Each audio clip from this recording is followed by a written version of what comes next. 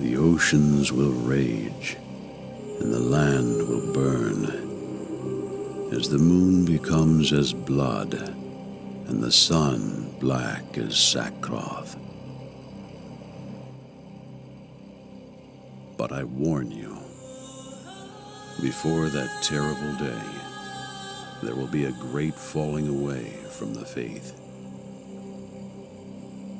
And when the hour of judgment comes upon this fallen world, few will remain that truly believe.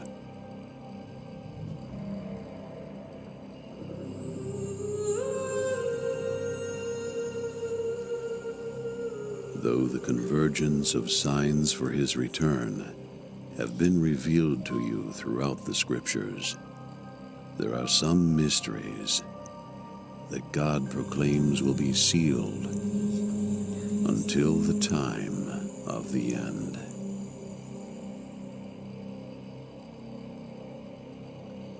Understanding that will be unveiled to the generation that will witness the return of the Messiah. I fear, though, that when the Savior returns,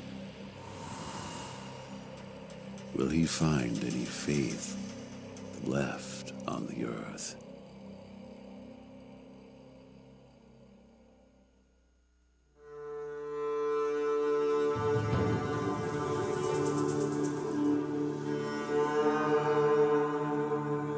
It's been 2,000 years since the final prophecies were recorded.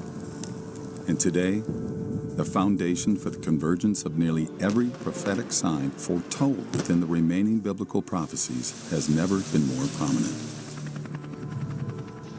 As a result, a recent rise in debates regarding the signs of the times has led to growing division regarding when the Messiah will return. After all, if the events prophesied within the ancient records are indeed to come to pass, then knowing the timing of the Lord's return would be of great importance. The timing is a real hot button, especially among religious people, Christians, and what the like. We love predictability. We want to know when he's going to be coming back. The conflict, the disagreement, the contention over the timing of the rapture, and particularly in the last 10 years, it has gone off the chart. You know, instead of saying, "My, how they love one another," as they said of the early church, now today of the church, they say, "My, how they fight with one another."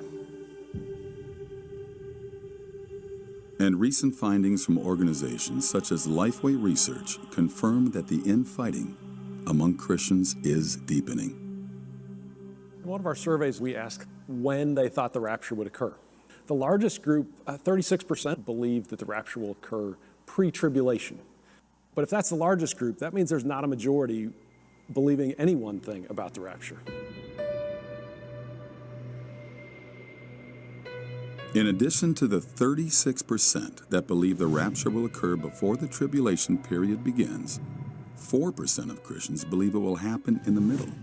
18% believe the rapture will happen at the end. An additional 13% consist of other timing variations and theories. 4% just aren't sure about any of it. And surprisingly, the remaining 25%, a growing statistic, no longer believe in a literal rapture at all. But why is this happening?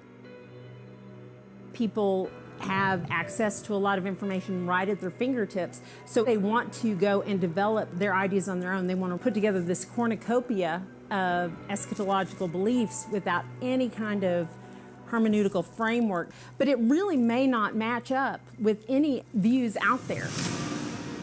So while the debate rages on regarding the signs of the times, some Christians believe this is the final sign for Christ's return as Russia occupies war-torn Syria.